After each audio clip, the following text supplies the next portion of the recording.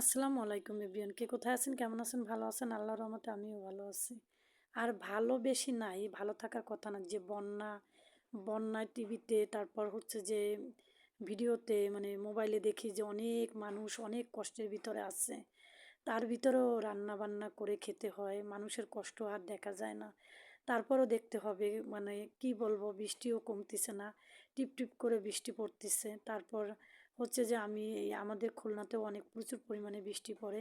তার ভিতরেই আমি রান্না করতে নিচ্ছি। আমি প্রথমে এই চাপলে মাছগুলো নিয়ে আসছিলাম, ইলিশ মাছের মতন ঠিক দেখতে। এগুলো এগুলো অনেক আগের কেনা ছিল, তো সেইগুলো আর কিছু চিংড়ি মাছ দিয়ে একটু সবজি রান্না করে রেখেছিলাম আগেই ফ্রিজে। সেই সবজিগুলো নামিয়ে রাখছি। আর হচ্ছে যে এখানে আমি একটু তেল দিলাম কড়াইতে। তারপরে ওই যে মাছগুলো, সেই মাছগুলো হলুদ আর লবণ দিয়ে হচ্ছে যে বেটে রাখছিলাম, মানে মাখিয়ে রাখছিলাম।